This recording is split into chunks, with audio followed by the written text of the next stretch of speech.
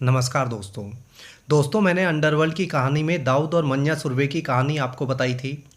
जिस दौर में मन्या सुरवे मुंबई में आतंक मचा रहा था, उसी समय एक छोटा बच्चा बॉम्बे का डॉन बनने का ख्वाब देख रहा था।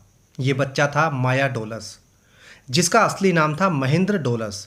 ये काम तो बड़े बड़े डॉन्स के नीचे करता था, लेकिन जुर्रत और हिम्मत इतनी थी कि अपने आप को बड़े बड़े डॉन से भी ऊपर समझने लगा था। आज इसी माया डॉन की कहानी बताऊंगा कि कैसे एक 25 साल का लड़का मुंबई का डॉन बन गया था और फिर कैसे उसका एनकाउंटर किया गया।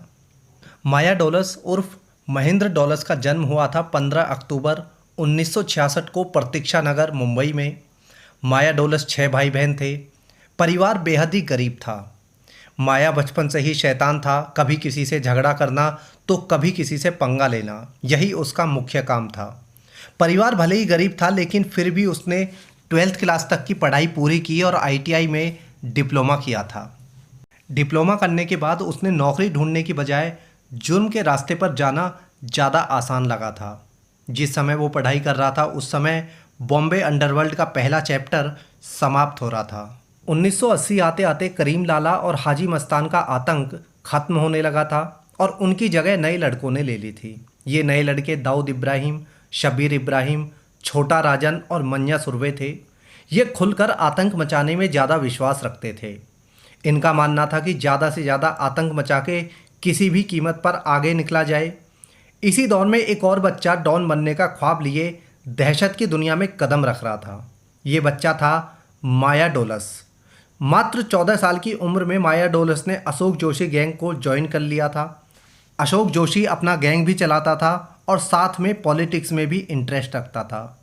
1980 में माया डोलस ने अशोक जोशी गैंग में एंट्री मारी और देखते ही देखते वो जुर्म की सीढ़ियाँ चढ़ने लगा था।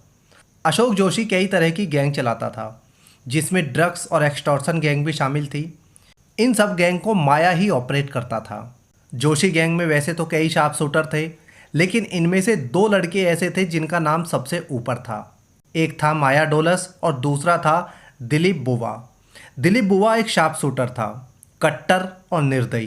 दिलीप बुवा की कट्टरता का अंदाज़ा आप इसी बात से लगा सकते हैं कि उसने 2 लड़कियों को बस स्टैंड पर सिर्फ इसलिए गोली मार दी क्योंकि वो दोनों उस पर हंस रही थी।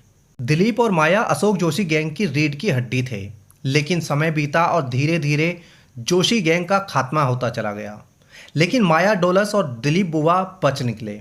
इन दोनों को भी जेल हो गई थी। माया को औरंगाबाद जेल में रखा गया था, जहां साल 1990 में माया ने 2 पुलिस वालों को जान से मारकर वहां से फरार हो गया था। इस घटना के बाद माया छोटा राजन की नज़रों में आ जाता है। छोटा राजन ने उसे अपनी गैंग में शामिल कर लिया। छोटा राजन काम करता था दाऊद इब्राहिम के लिए, यानी इनडायरेक्टली माया जो है दाऊद के लिए ही काम करने लगा था। मुंबई की सड़कों पर आतंक फैलने लगा था। ये गैंग मुंबई में गैंगवार और धन उगाही का काम करने लगी थी। एक्सटॉर्शन मनी लेना इस गैंग के मुख्य कामों में से एक था। बड़े बड़े बिल्डर से, व्यापारियों से, फिल्म स्टार से पैसे लेना होता था, जिसे माया डोलस ही देख रहा था। माया डोलस रिपोर्ट करता था छोटा राजन को और छोटा राजन रिपोर्ट करता था दाऊद इब्राहिम को। इसी बीच दाऊद का नाम एक मर्डर केस में आ जाता है, जिसकी वजह से दाऊद को इंडिया छोड़कर दुबई भागना पड़ता है। ये साल था 1986 का।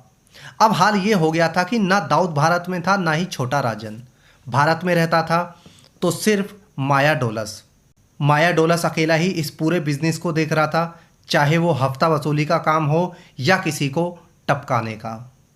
दाऊद इब्राहिम इंडिया में नहीं था, लेकिन सबकी खबर दाऊद अपने पास रखता था। हफ्ता वसूली माया करता था, लेकिन उसमें अपना हिस्सा रख के बाकी दाऊद के पास भिजवा देता था।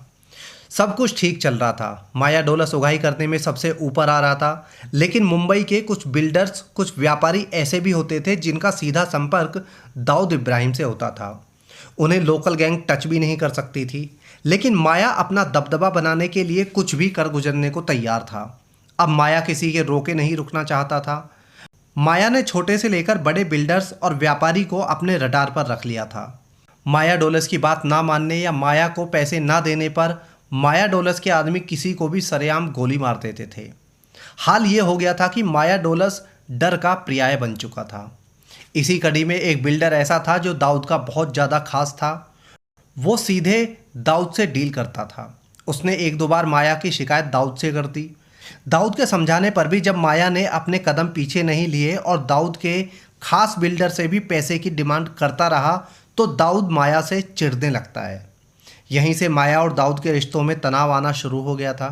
दाऊद का ये हमेशा से तरीका रहा है कि वो अपने रास्ते में आने वाले सभी लोगों को रास्ते से हटा देता है। माया और उसका गैंग भी अब दाऊद की आंखों में किरकिरी बन चुका था। दाऊद अब जल्द से जल्द माया को रास्ते से हटाना चाहता था, लेकिन वो खुद मुंबई नहीं आना चाहता था। दाऊद मुंबई से फरार था तो वो भारत आके कोई भी खतरा मोल लेना नहीं चाहता था। दाऊद अपना सबसे भरोसेमंद लोगों द्वारा माया को रास्ते से हटाना चाहता था। ऐसे भरोसेमंद लोगों में मुंबई पुलिस के लोग भी शामिल थे। माया से मुंबई पुलिस भी तंग आ चुकी थी। मुंबई पुलिस भी हर हाल में माया को शांत करना चाहती थी। चारों तरफ फील्डिंग बिछा दी जाती है। फिर आता है दिन 16 नवंबर 1991 का।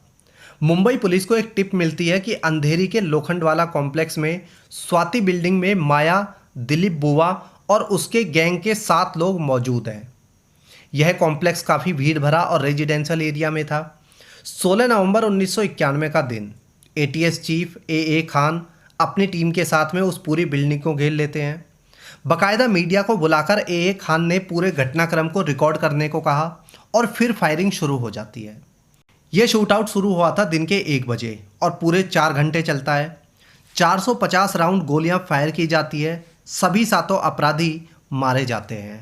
मरने के बाद जब माया का पोस्टमार्टम हुआ तो पता चला कि अकेले माया की बॉडी से 100 से ज़्यादा बुलेट निकली हैं।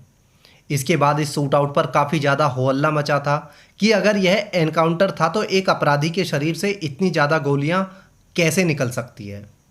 ऐसा लग रहा था कि एटीएस की टीम सिर्फ माया डोलस को मौत के घाट उतारना चाहती थी और इतनी ज़्यादा गोलियां इसलिए मारी गई ताकि माया डोलस किसी भी हाल में जिंदा न बच पाए, क्योंकि ऊपर से एटीएस को सख्त आदेश था कि माया डोलस बचना नहीं चाहिए और इसलिए माया के एनकाउंटर में पुलिस वालों को लिया गया था कि उसके बचने का कोई चांस न रहे।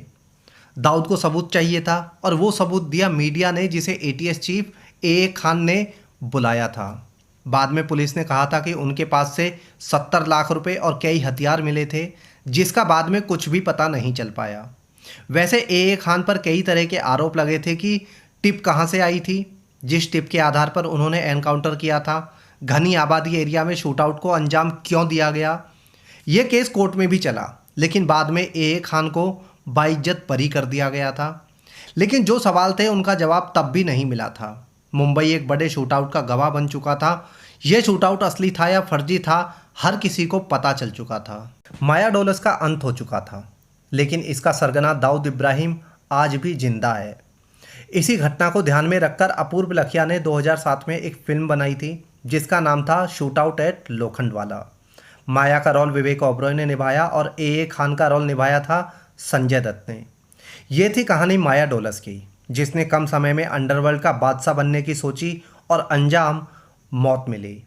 इस वीडियो में इतना ही। जय हिंद।